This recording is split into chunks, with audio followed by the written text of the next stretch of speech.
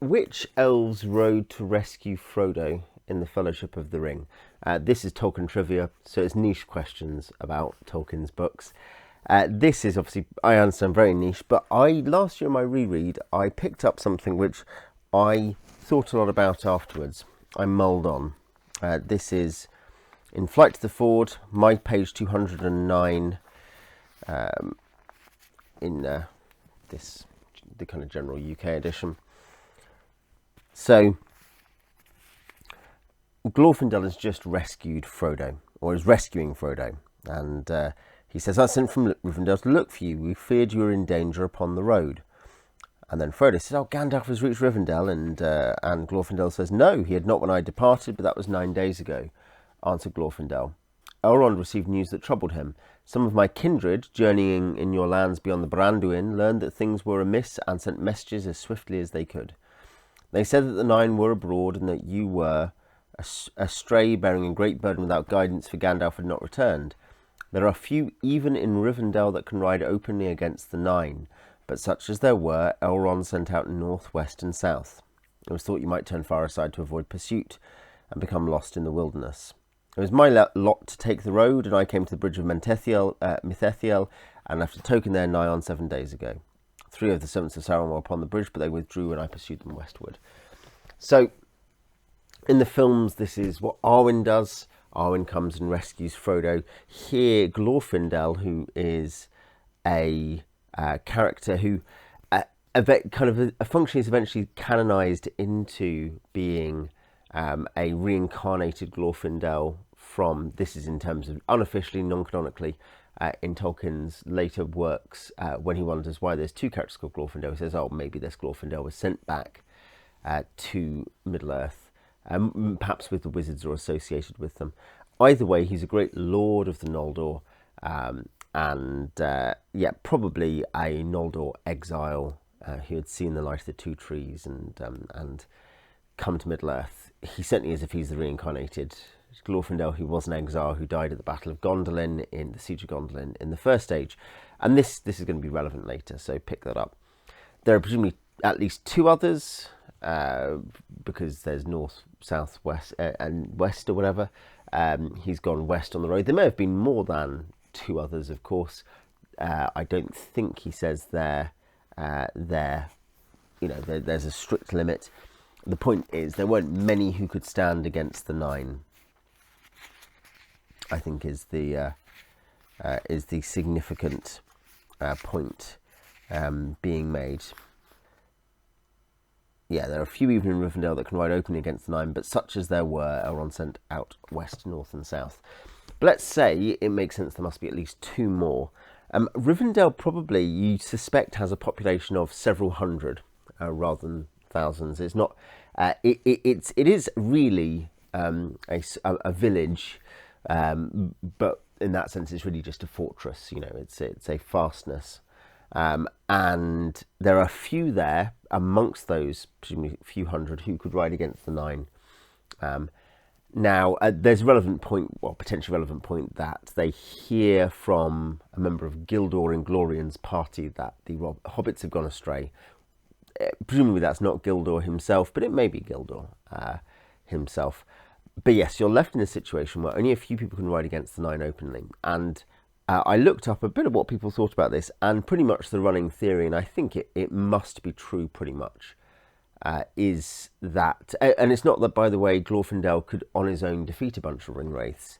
There's a separate point made that the Nine, even Gandalf and Glorfindel together could not stand against all of the Nine. But that at least temporarily the enemy's servants fled Glorfindel, didn't think it was worth the fight. Oh, we might be able to beat him. 3 on 1, if 9 on 2 could win, 3 on 1, you feel could probably win. It just wasn't worth the risk of fighting Glorfindel. What was it about him? And this is, we can't use this, he's definitely the same one from Gondolin theory, though it may feed in. But pretty much the running theory was, and I think it must be true, is that these messengers or hunters or searchers who were not just looking for Frodo and co, and the One Ring, but specifically were those who could ride against the Nine. it's not cowardice that would stop the others. So what is it?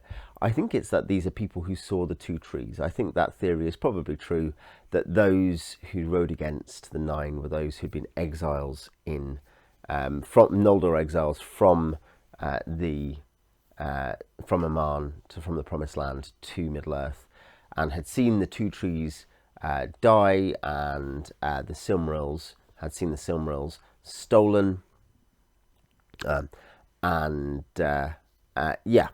so here you have this setup of why they could ride against the nine.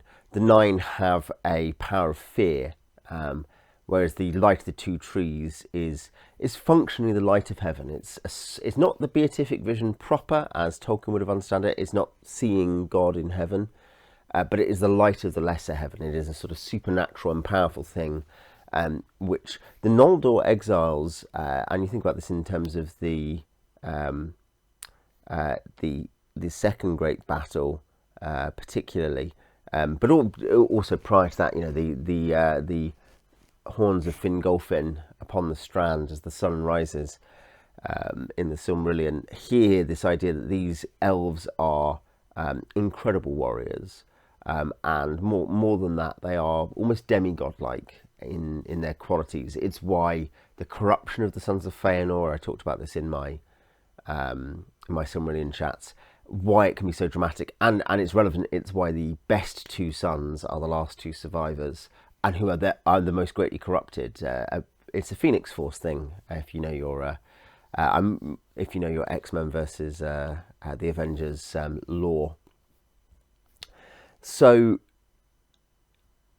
if it is those who rode against the nine are those who saw the two trees, who had this sort of supernatural, special light inside them, which, at some level, remember which the last glimmer of which is the star of Eärendil the Mariner, which is a Silmaril, which reflects the lights of the two trees, which light is captured in the vial, which is given to Frodo and Sam, which scares off Shelob, the descendant of Ungoliant, who destroyed the two trees.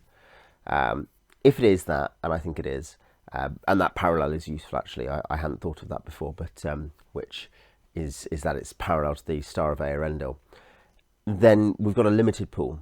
Elrond can't ride, Arwen can't ride. That's a relevant point. This is not to drag the film adaptation, and it's understandable about the compression of characters and to give a major character more stuff to do. But Arwen could not have ridden against the nine under this theory because she hadn't seen the two trees. Galadriel could.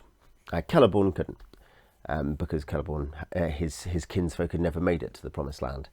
Elrond was born Middle-earth, and so was Arwen. So therefore, Elrohir and Alarion, which one suggestion was, maybe at least two of the others are the sons of Elrond, and they couldn't have, again, similarly. So it leaves a very few named characters who we know of in Mladris and Rivendell. Gildor, who's not present, but is probably Noldor. It leaves Erestor, who is the chief counsellor of Elrond. It leaves Galdor, who is a counsellor of Círdan, but who we know is at the Council of Elrond a few days later and has been there for a while. And Lindir, who's a bard. And Lindir, almost certainly Sindarin, is Grey Elf, hadn't gone to the Promised Land, hadn't seen the two trees. Galdor is actually the name of a Noldor Galdor. Say that 10 times quickly. But the Noldor had adopted Sindarin names, and Tolkien's later theorising was, maybe they're the same. No, actually, then they're probably not. This guy Galdor is probably just using a common Sindar name. And that leaves basically, so Gildor probably not present, Erestor. So Gildor is a possibility, though you think if he was back, if he'd been the messenger, I suppose he might have already left again, but if he'd been the messenger, maybe he would have stayed around, maybe Frodo would have seen him again. I think it's unlikely. Therefore, the most likely one we have, apart from Glorfindel, who is either a Noldor in general, or specifically the Noldor who fell saving the refugees at Gondolin, there's him and there's Erestor. Now, Erestor is the chief counsellor of Elrond. You take it that he's going to be someone who's quite ancient. He's not a few hundred years old. You know, he's not the Age of Arwen or whatever. He's ancient. Presumably he saw the last alliance with Elrond, you would have thought. Could he be, and this seems realistic, a counsellor of Gil-galad Ereinion, the last High King of the Noldor in Middle-earth, who fell in the last alliance? That would make sense. It's not certain. I think it's very likely he's Noldor. I'd need to check the name files on that, triple check the entry. He's, you know, always presumed to be Noldor in the stuff I've read. He is presumably very old. He may not have been born before the exile, but given the birth rates of elves, basically, there is a good amongst the Noldor population, which is a sub-pop and a rare sub-pop. I think it's a fair bet that Erestor had seen the two trees, in which case you can see the importance of the mission if you end up with, if you look at the best theories available. Glorfiondel, the most powerful Noldor in Middle-earth, apart from Galadriel probably, and then Erestor, a truly ancient guy who'd been perhaps an advisor to a High King, and at the very least was very old and had seen much happen. So yeah, that's the best we can do. There's not many names basically otherwise.